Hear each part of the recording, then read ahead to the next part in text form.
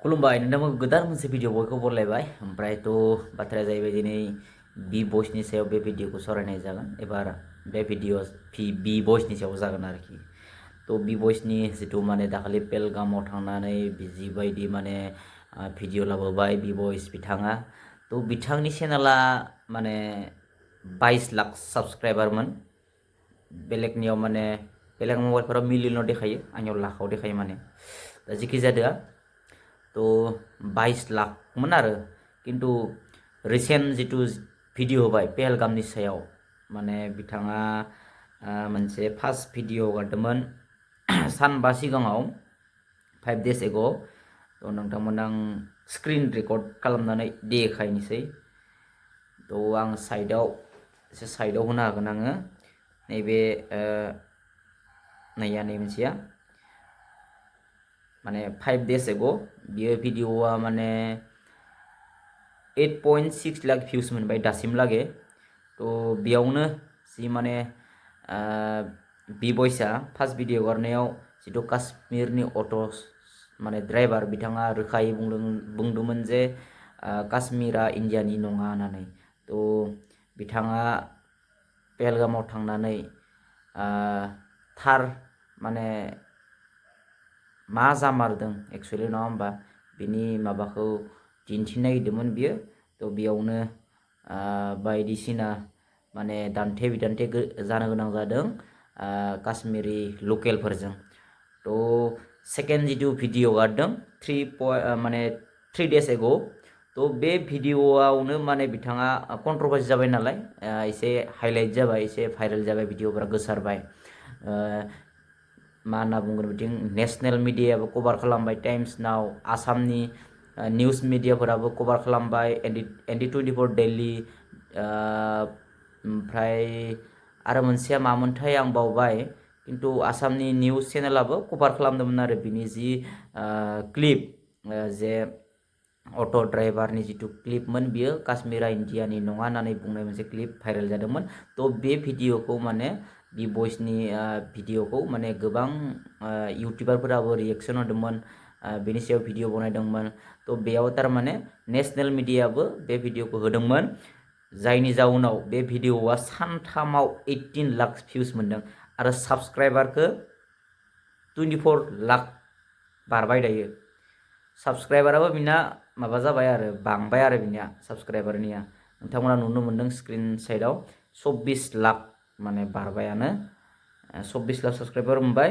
आरो जितु काश्मीरनि माने लकेलफोरखौ काश्मीरी लकेलफोरखौ बिथाङा दान्थे बिदान्थे खालामदोंमोन बे भिडिअआव 18 लाख भिउस जाबाय दासिम बिनि उनाव मोनसे भिडिअ हगारबावदों दिनै 10 hours ago सच को दिखाना गलत है तो मैंने की है गलत माने बिथांखौ बायदिसिना बुंहरदों माने माने थार बाथ्रा मामोन बेखौ देखायनो नागिरनायावनो काश्मीरी लकेलफोरा बिथांखौ दिनै तारिखाव गाज्रि गाज्रि कमेन्ट हरदों हामा बुंदों तो ओरै तोरैसो जानांगौ ओरै तोरै होननानै बायदिसिना माने बुंदों आरो तो जेखि जादा बे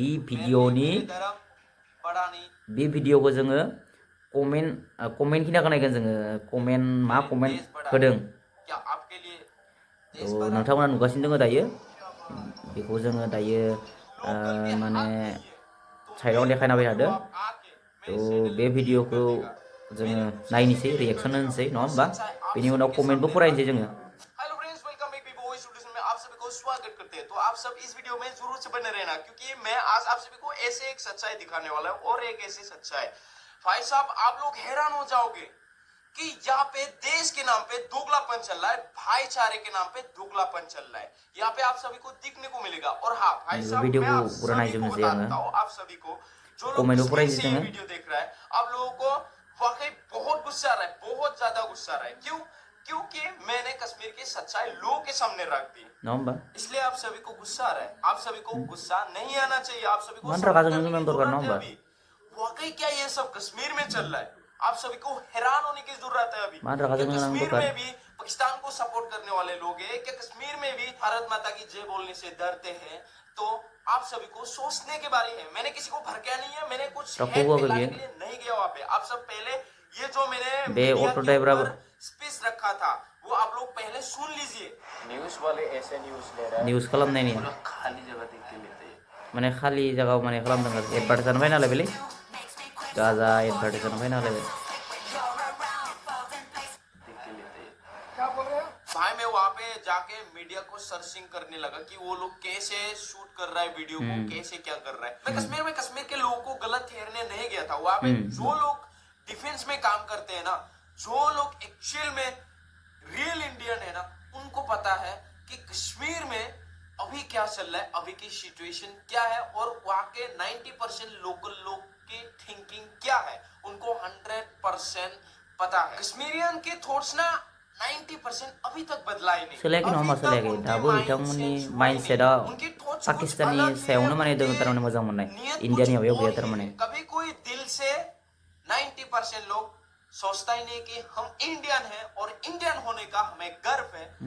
कोई नहीं कह सकता 90% पीपल कश्मीरियन कह सकता है। तो कश्मीरियन, सारा कश्मीरियन इस वीडियो में आप लोग भारत माता की जय लिखो, ना कि गाली ना लिखे। अगर आप खुद को सच्चा इंडियन समझता तो आप मेरे को गाली नहीं देता। सारा कश्मीरियन इन्फ्लुएंसर्स या सोशल मीडिया यूजर्स आके बोलता हाँ इस बंदा ने सही कहा है। कुछ लोग ऐसे हैं जो इंडिया के सपोर्ट में नहीं है, लेकिन कश्मीरियन सोशल मीडिया ये दिखा रहा है, ये पोर्ट्रे कर रहा है भाई इस बंदा ने कश्मीर में आके कश्मीर को गलत ठहरने की कोशिश किया। मैंने कोशिश नहीं किया, मैंने तो कोशिश कला ना ना जाएगा भी भाई साहब तू इंडिया को नफरत करता है बोल के तू बोल। ऑटो ड्राइवर को मैंने फैसा गई नो ऑटो ड्राइवर का नंबर वेरी बुंनानै तो बे बाथ्राखौ बुंला थारमाने की तरफ से उसी समय बोलता है कि वीडियो क्यों बना रहा है। मैं भी बोला भाई मेरे को भी गुस्सा, वीडियो क्यों नहीं बना सकते। तो वो मूड को कैसे सेंस करते देखो जी। वो बेयावनो यानि गेनाव बे मोनसे क्लिपानो बिराद भाइरेल जादोंमोन न्यूज मिडियाफोराबो कभारेज खालामदोंमोन आरो बेखौ। हाँ जी, अरे भाई मैंने ऑटो ड्राइवर को ये तो नहीं बोला कि आप इंडिया के अगेंस्ट में बोल, आप इंडिया से नहीं है कश्मीर में रहते हैं, इंडिया का पार्ट ही नहीं कश्मीर, ये बोलो बोल के तो मैंने ऑटो ड्राइवर को नहीं कहा। फैसा तो होगा बिनो बारे बिदि बुंदो नों होननानै ऑन कैमरा ये सब बोल ऑन सकता कैमरा है, तो बुंदों। ऑफ कैमरा क्या हो सकता है आप खुद ऑफ कैमरा तो सोच पूरा गिनो गोनांलै ऑफ कैमरा इतना तक वो बंदा कह दिया तो दा फिर बेयाव भी मैं गलत हूँ। कमेंटफोरानिया न कश्मीर बदला है न कश्मीर बदला है ये बात देश समझ ले, तुमने बिल्कुल सही बताया है और तुम बहुत बहादुर हो, जय हिंद ना बुंदों सासे प्रेक्षा सिंह। बिनि उनाव सेजल एक्स गेमिंगा लिरदों एक बडो लड़का दुनिया को हिला डाला, सैल्यूट बादार जय बर' हारिनि। कई बार ना हमें समझाने की जरूरत नहीं होता आर सासे कश्मीरियन सासे लिरदों जे I am from Jammu Bharat माता की जय, अपनी सच्चाई दिखाई वी आर विथ यू। हमें समझ में आता है। और बहुत सारे कश्मीर के लोग ये भी बोल रहे हैं पॉलिटिक्स के इन सब चीजों से हट जाओ, ये पॉलिटिक्स का मामला है। अरे भाई पॉलिटिक्स का मामला है, जो भी मामला हो इंडिया का ही मामला है, उसे हमें ही सुलझाना है। और हम जैसे नई जेनरेशन ही आगे जाके हमारे देश को सुरक्षित में रखना होगा। और हाँ मेरे भी नाम वोटर आईडी में दाखिल हो चुका है, इसका मतलब मैं भी अडल्ट है। खैर बच्चों को क्या उनके थॉट्स को, ओपिनियन को लोगों के सामने रखने का इजाजत नहीं है। आप भाई सासे हो गथ' और मैं आपके भाई है, तो मिलजुल के माने मायबा मोनसे बुंनो नागिरदोंमोन खिन्थु बिमाया बेखौ बादा होबाय थादोंमोन नङा होमबा। मसला के हल सासे गथ' तो नोंथांमोना बयबो नुदों जानांगौ, सासे गथ'आ बुंबाय थानो नागिरदोंमोन खिन्थु बिमाया बेखौ बादा होबाय थादोंमोन।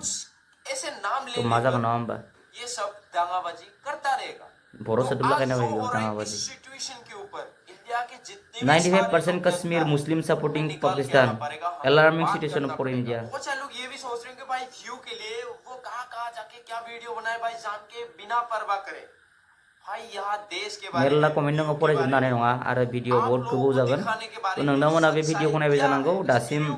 आं दासिम दा माने भिडिअ बनायबाय थानायसिम बे भिडिअ भिउज जादों 3,82,898।